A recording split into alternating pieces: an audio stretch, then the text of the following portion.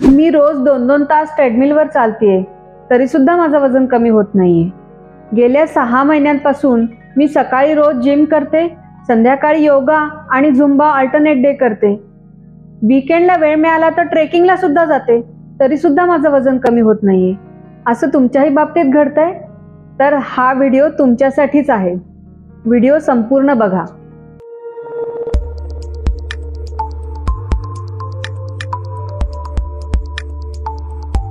नमस्कार मंडळी, कसे आहात? योगा करताय ना? करत नसाल तर चालू करा. माझ्या YouTube चॅनलवरती बरेच व्हिडिओ आहेत जे बघून तुम्ही योगा चालू करू शकता. तर आज तुमच्या आमच्या आवडीचा आणि जिव्हाळ्याचा वेट लॉस अथपासून इतीपर्यंत या सिरीजमध्ये तुमचं स्वागत आहे. मागच्या भागात आपण पाहिलं की कमी खाल्लं म्हणजे वजन कमी होणारच हा कसा गैरसमज आहे आणि त्याची आपण कारणं पण समजून घेतली. कमी खाल्ल्यामुळे शरीराला फायद्यापेक्षा नुकसानच जास्त आहे या निष्कर्षावर आपण पोहोचलो होतो. तर आज आपण वजन कमी करण्याबद्दलचा दुसरा गैरसमज, जास्त व्यायाम म्हणजे जास्त वजन कमी, याबद्दल बोलणार आहोत. वजन कमी करायचं म्हणलं की पहिला सल्ला काय मिळतो? 1 तास झपाट्याने चाल, शरीर थकेपर्यंत एरोबिक्स कर, जिम मध्ये घाम गाळ किंवा 10 किलोमीटरच्या मॅरेथॉनमध्ये भाग घे.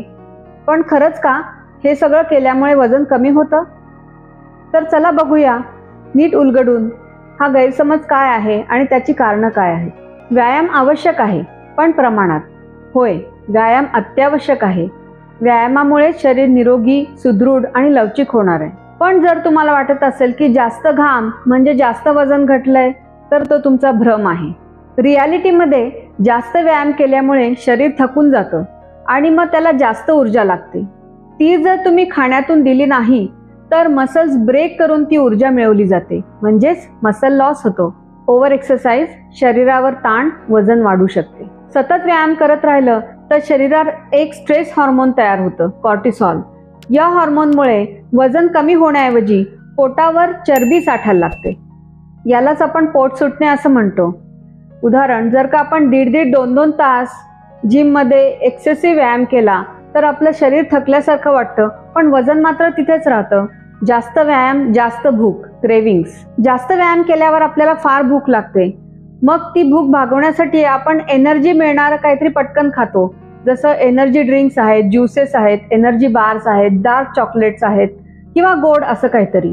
ट्रेकिंगला एन्जॉयमेंट म्हणून जाणारी खूप मंडळी मी बघितली आहेत. जसं सिंहगड चढून गेल्यानंतर तिथल्या वडापाव आणि भज्यांवर ताव मारणारी खूप लोक असतात.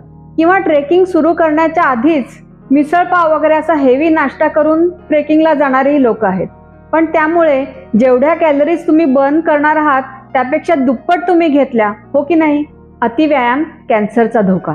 होय, अतिव्यायामामुळे शरीरात ऑक्सिडेटिव्ह स्ट्रेस तयार होतो. यामुळे फ्री रॅडिकल्स तयार होतात आणि ते पेशींचं नुकसान करू शकतात आणि दीर्घकालीन ताणामुळे कॅन्सरचा धोका वाढू शकतो. मात्र नियमित आणि संतुलित व्यायाम हा शरीराची प्रतिकारशक्ती वाढवतो आणि अनेक प्रकारच्या कॅन्सरपासून आपलं संरक्षणही करतो. त्यामुळे व्यायामाची सुरुवात करताना एक योग्य ट्रेनर निवडा आणि त्याच्या देखरेखीखालीच तुम्ही व्यायाम करा. शरीराला विश्रांतीही तितकीच हवी असते. व्यायामामुळे मसल्सवर ताण येतो आणि ते ब्रेक होतात, पण ते रिबिल्ड आणि रिकवर होण्यासाठी त्यांना विश्रांती द्यावी लागते. पण रोजच जर तुम्ही त्यांना घासून काढलं तर मसल्सना इजा होते आणि मेटाबॉलिझमही स्लो होतो. जसं झोप गरजेची आहे तसंच रेस्ट डे पण आवश्यक आहे.